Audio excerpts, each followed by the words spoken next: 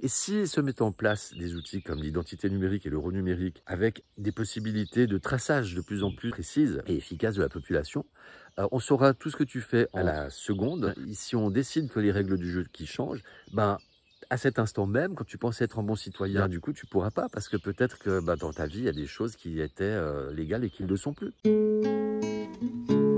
Passage.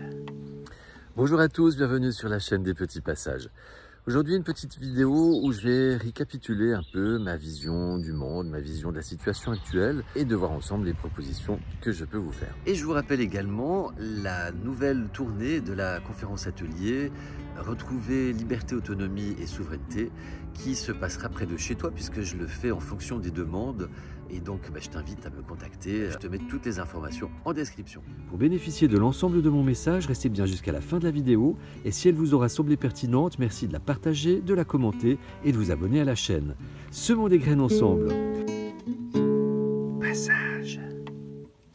Dans un premier temps, j'ai envie de vous dire, le préambule, ma vision, c'est que heureusement, elle est partagée par beaucoup de monde. Il y a de la part de nos élites, comme on dit, de nos dirigeants et même au-dessus, une volonté de nous contrôler et de faire de nous des gens complètement dociles. Alors, si tu n'es pas d'accord avec cette idée, si tu fais des bonds dans ton canapé, alors je t'invite à arrêter la vidéo maintenant. Et puis, soit de continuer à penser comme tu le souhaites, mais je te souhaite bon vent, ou tu admets peut-être que les choses sont différentes, que tu les as toujours imaginées. Ça s'appelle l'ouverture d'esprit. Je t'invite à te renseigner sur ce que je dis et tu te feras ainsi ton propre avis. Pour les autres, eh bien, on va continuer l'analyse. Alors, ce qu'il y a déjà, c'est que nous sommes dans un monde qui, globalement, est régi par la peur et l'émotionnel. Il y a d'autres techniques de manipulation, mais c'est les principales, parce que avec ces deux ingrédients, ça fait une population docile, en fait, qui est complètement sidérée et qui accepte à peu près toutes les idées, même si elles semblent absurdes en temps normal. Cette peur et cette docilité, on la voit encore de plus en plus marquée ces dernières années avec cette pseudo-pandémie. Et puis maintenant, avec notre cher président va-t-en-guerre, qui, si on l'écoute, et si on écoute surtout les médias, eh bien, on a l'impression que les troupes russes sont aux portes de Paris et qu'on n'a plus qu'à attendre les sirènes hurler. En fait, il n'en est rien, c'est de l'esbrouf. Et par contre, avec cette peur, ça permet de faire accepter à la population énormément de choses qui, en temps normal, ne le seraient pas. Donc ça aussi, je vous invite à vraiment regarder la situation actuelle avec cette grille de lecture, avec ce prisme. Et puis l'émotionnel, c'est pareil en fait. Quand on agit sur l'émotionnel, je vous mets à chaque fois des vidéos que j'avais faites sur le sujet, hein, vous pourrez aller approfondir. On réfléchit pas et on s'engouffre en fait tête baissée, hein, si on peut dire. Et puis c'est également une façon de nos médias de détourner notre attention. Comme ça, en fait, on ne va pas voir les vrais problèmes. Passage. Ensuite, je t'invite à te poser la question, est-ce que tu penses être libre dans ta vie, dans ton pays où tu vis? Je te laisse mettre la vidéo en pause, réfléchir à la question, mais je pense que la réponse aura certainement fusé. Si tu ne te sens pas libre, effectivement, je pense que tu as des raisons de le penser. Puis si tu te sens parfaitement libre, je t'invite à mettre la vidéo en pause et puis à réfléchir vraiment ou alors à regarder la suite. Parce qu'en fait, effectivement, nous, depuis tout petit, on apprend que nous sommes en démocratie. Et puis on nous montre des dictatures à l'autre bout du monde, des dictatures militaires la plupart du temps, où les gens sont tenus par la force. Mais il y a également d'autres façons de faire la dictature. Une façon beaucoup plus sournoise, et afin que les gens ne s'en rendent pas compte, un petit peu comme la grenouille qu'on met dans l'eau et qu'on la fait bouillir, elle sent pas la température monter. Alors, effectivement, en apparence, on est libre, on a le droit, et les droits aussi de faire beaucoup de choses, mais si tu regardes, en fait, cette liberté, elle est dans un certain cadre. Donc moi, je comparerais à des animaux qui sont dans un enclos. L'enclos peut être gigantesque, donc ils sont libres de gambader dans l'enclos, mais il y a une clôture. Et en général, c'est une clôture électrique. Et puis ce qui est très intéressant, c'est que cette clôture électrique, en fait, bien souvent, il n'y a même pas besoin d'enclencher le courant, parce que les bêtes, une fois qu'elles ont pris le jus une fois, en fait, leur inconscient s'en souvient et elles sont conditionnées. Et nous, eh bien, c'est exactement la même chose, en fait. Il y a beaucoup de façons de nous faire peur, de nous menacer de sanctions si on ne fait pas ceci ou cela. Mais en fait, cette menace de la sanction suffit à nous faire obéir. Et en fait, on l'a vu pendant le Corona Circus, la peur du gendarme si on désobéissait avec les masques et le confinement et tout ça. En fait, on avait l'impression que si on sortait, il y avait un gendarme derrière chaque être humain. Et en fait, que nenni, il y en avait certains, mais pas autant. Et la peur suffisait à faire obéir les gens. Donc cette liberté, en fait, elle est relative. Et quand tu creuses, déjà rien que le mot de démocratie, en fait, c'est une démocratie représentative. Donc ça change tout. Ça veut dire que nous remettons notre pouvoir à des gens, nous le déléguons, et ces gens, normalement, devraient respecter nos intérêts. Et puis, en fait, ils ne le font pas. Tu as qu'à observer autour de toi. On a l'espoir que ça change tous les 5 ans, mais en fait, ça reste identique et ça devient de pire en pire. Et à ce propos, tu auras remarqué toutes les lois qui sont de plus en plus liberticides, qui nous empêchent de plus en plus de vivre, tout simplement, qui nous obligent à polluer et qui, bientôt, si on est d'accord avec ça, on ne pourra plus utiliser de l'eau de pluie, faire du feu dans un poêle à bois, etc. Donc, en fait, ça, c'est pas le thème de la vidéo aujourd'hui, parce que mon positionnement, vous le connaissez. Si vous êtes dans la légitimité, vous n'êtes pas obligé de vous laisser interdire tout ça, mais ça fera l'objet des prochaines vidéos. Passage. Et il y a une façon aussi de faire en sorte que la population soit obéissante, c'est de leur faire penser en fait qu'ils n'ont rien à se reprocher, qu'ils sont des bons citoyens. Et moi, j'entends souvent des gens dire autour de moi, surtout quand je prends l'exemple des données personnelles sur Internet, « Ah, mais moi, je m'en fous, j'ai rien à cacher. » Alors, certes, tu penses être un bon citoyen, lambda, bon père de famille, etc. Voilà. Mais imagine que ce soit les règles du jeu qui changent. Eh bien là, tout simplement, d'un jour à l'autre, tu peux te retrouver complètement hors la loi. Et là, on a eu un aperçu pendant le Corona Circus. D'un jour à l'autre, il était interdit de sortir de chez soi, ou alors sous condition. Il est obligatoire de porter une muselière. C'est le joli nom que j'ai donné à cet instrument en papier, en tissu. Ça peut aller de plus en plus loin. Et s'il se met en place des outils comme l'identité numérique et l'euro numérique, avec des possibilités de traçage de plus en plus précises et efficace de la population, on saura tout ce que tu fais à la seconde. Et donc, en fait, si on décide que les règles du jeu qui changent, à cet instant même, quand tu pensais être un bon citoyen, pouvoir accéder à tout de tes loisirs et tes magasins et que sais-je, du coup, tu ne pourras pas, parce que peut-être que dans ta vie, il y a des choses qui étaient légales et qui ne le sont plus. Passage. Il y a aussi quelque chose de très important à prendre en compte, c'est une des 10 stratégies de manipulation des masses énoncées par Noam Chomsky, c'est de faire les choses par petites touches, afin que la population ne se rende pas compte. En fait, on te met le suppositoire, mais comme il est gros, on te le met petit à petit avec force vaseline. Et ça aussi, je l'ai constaté. Entre le moment, leur temporalité et la nôtre n'est pas du tout la même. C'est que nous, on est pressé, on veut tout vite, on veut que ça change, voilà. Mais pour arriver à la situation actuelle, il a fallu des dizaines d'années, des centaines d'années et même des millénaires. Donc ça, je vous l'explique dans d'autres vidéos. Mais en fait, tout est une question de consentement de l'humanité à différentes époques. En fait, elle a consenti à ses bourreaux avec des outils variants d'une époque à l'autre. Mais globalement, ce consentement a été présent et nous oscillons la branche sur laquelle nous sommes assis. On n'a pas vu les choses venir parce que justement, en fait, moi je l'ai observé, entre le moment où il y a une idée, un ballon d'essai qui est lancé, comme par exemple interdire les poêles à bois ou l'eau de pluie. Entre le moment où cette idée est lancée par le gouvernement, donc la toute première fois, et le moment où cette décision est effective, c'est-à-dire pas seulement une loi votée par l'Assemblée, le Sénat ou un 49.3, mais également, et ça beaucoup de gens l'oublient, il faut un décret d'application pour que cette loi soit appliquée.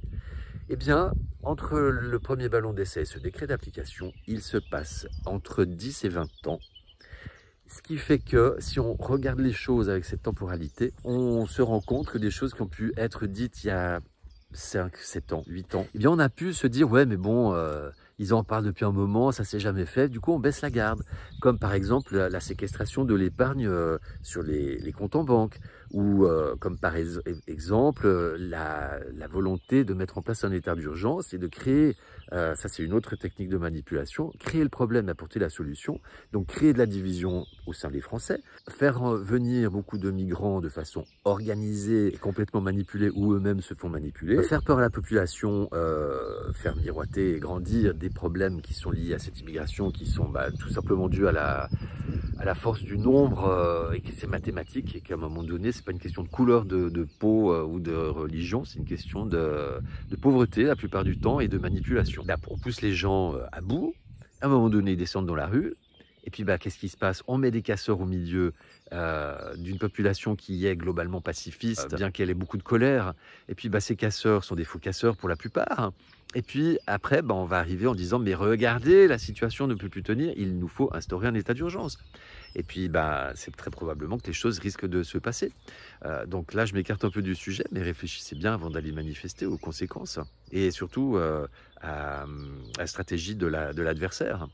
Donc en fait, la temporalité, elle n'est pas du tout la même, et c'est ça qui fait qu'on baisse la garde. Donc soyons vraiment vigilants, éteignons nos télés, informons-nous sur Internet ou autrement, mais faisons aussi attention aux pièges. Ça, je vous ai fait plusieurs fois des vidéos sur le sujet, à comment ne pas tomber dans les pièges des médias.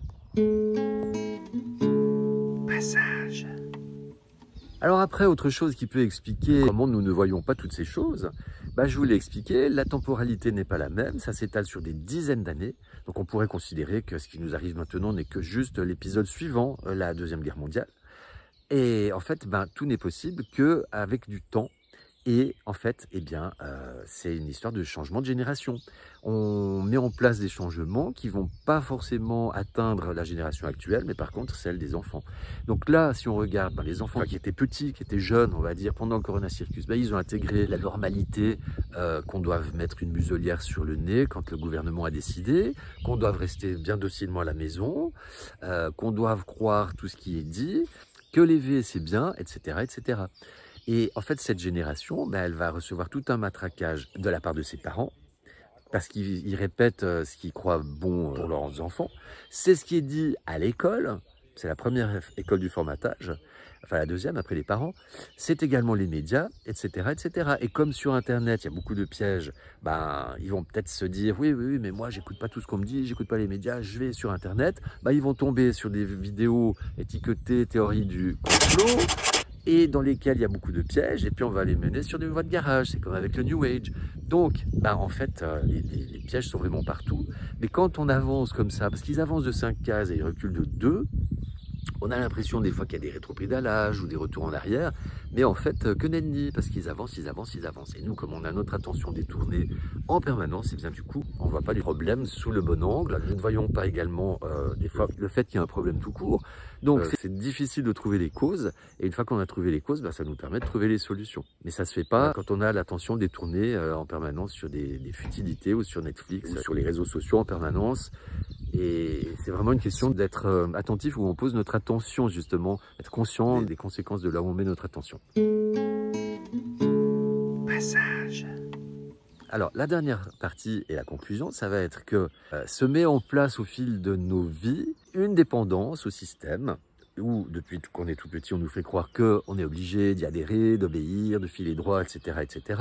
On y croit, on n'y croit pas, mais finalement, même si on n'y croit pas vraiment, on obéit quand même parce qu'on n'a pas envie de se prendre la tête, parce que c'est plus facile, parce qu'on a peur des conséquences, etc. Donc on veut prendre aucun risque, mais ça s'appelle du consentement. À chaque fois, le message qu'on donne en face, c'est « il n'y a pas de problème, écrasez-moi, ça me fait un peu mal, essayez de pas appuyer trop fort, trop vite, mais quand même, je suis d'accord que vous me donniez des coups de fouet, et puis je vous demande de temps en temps d'aller repeindre les barreaux de ma prison et de me fouetter un peu moins fort. » Donc l'idée, c'est d'identifier qu'en fait, c'est une dépendance au système qui s'est mise en place, et que derrière cette dépendance, il y a des sous-catégories, d'autres dépendances. Il y a les plus connues, dépendance énergétique, alimentaire, tout ça, mais il y a aussi la dépendance psychologique, dépendant à des artifices, de l'alcool, des drogues. Là, j'ai regardé une petite vidéo ce matin sur le CBD, en fait, mais bon, moi, j'utilise pas ça parce que j'ai pas envie justement d'être dans une dépendance, d'avoir besoin de ça dans ma vie. Mais il y a beaucoup de CBD qui est trafiqué. Pour enlever le taux de THC, ils mettent des produits chimiques.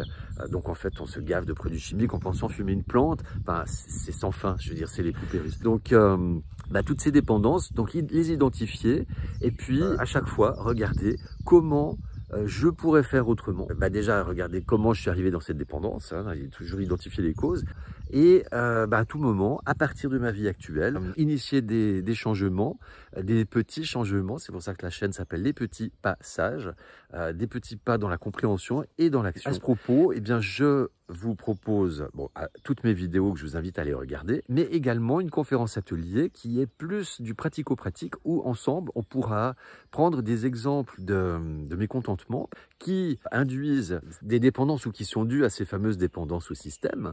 Et puis, regardez comment on peut faire autrement, essayer de trouver, voir les causes déjà, puis trouver des solutions. Alors cet atelier-conférence s'intitule « Retrouver liberté, autonomie et souveraineté ». C'est une conférence atelier itinérante, donc c'est-à-dire que ça peut être près de chez toi, il suffit que tu m'écrives un mail, lespetitspassages@protonmail.com, et puis on regarde ensemble. Mais il y a également des dates qui sont en train d'être fixées, donc je vous mets à chaque fois dans les descriptions des vidéos, et puis également de temps en temps dans la rubrique communauté, des posts à jour, des dates où je vais passer. Alors, en tout cas, n'hésite pas, c'est à participation libre, donc ça veut dire que tu peux donner ce que tu veux, y compris 0 €. Tu peux juste donner un bisou dans le chapeau magique, ou à moi, si tu as envie. Et puis, l'idée, c'est vraiment de faire avancer les choses et de ne pas tomber dans ce piège qui est en train de se refermer sur nous, mais de façon intelligente, pas n'importe comment, pas sur l'émotionnel. Si cette vidéo vous aura semblé pertinente, merci de la partager au plus grand nombre, de laisser des j'aime, des commentaires et de vous abonner à la chaîne. Je vous dis à tout bientôt, peut-être en vrai lors de la conférence atelier. Prenez soin de vous, je vous aime. Les petits pas sages.